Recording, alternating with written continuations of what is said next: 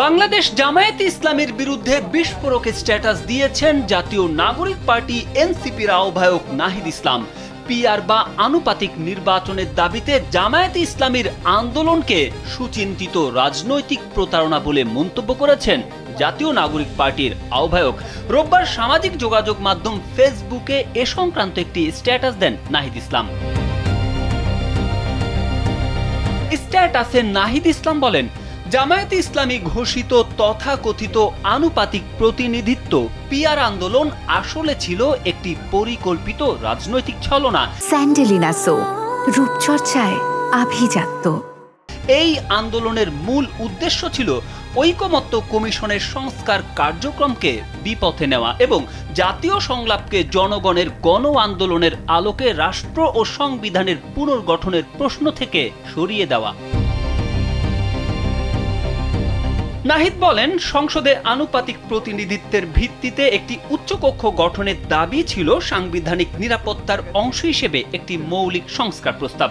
এর মাধ্যমে একটি অন্তর্ভুক্তিমূলক ও জবাবদিহিমূলক রাজনৈতিক কাঠামো গড়ে তোলার লক্ষ্যে জুলাই সনদের আইনি কাঠামো প্রতিষ্ঠায় জাতীয় ঐক্যের চেষ্টা করা হয়েছিল।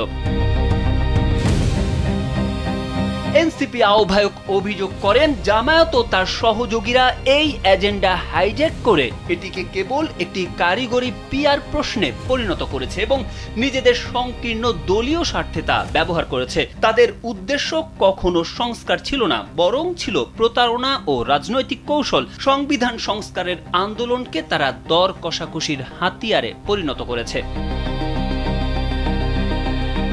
নাহিদ বলেন, জামায়াতে ইসলামী সংস্কার প্রস্তাবে কখনোই কার্যকরভাবে অংশ নেয়নি, না জুলাই আন্দোলনের আগে না পরে। তারা কোনো বাস্তব প্রস্তাব, সাংবিধানিক দর্শন বা গণতান্ত্রিক প্রজাতন্ত্রের প্রতিশ্রুতি দেয়নি।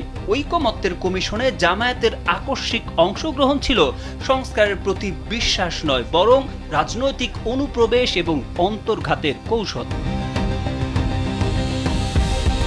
তিনি বলেন, বাংলাদেশের জনগণ এ প্রতারণায় স্পষ্টভাবে বুঝতে পারছে। তারা সত্যের প্রতি জেগে উঠছে এবং আর কখনো মিথ্যার সংস্কারবাদী বা কৌশলী ব্যক্তিদের দ্বারা প্রতারিত হবে না।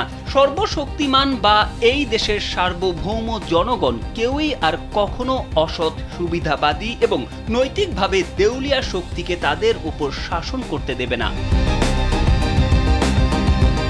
তারেক আহমেদ, কালবেলা।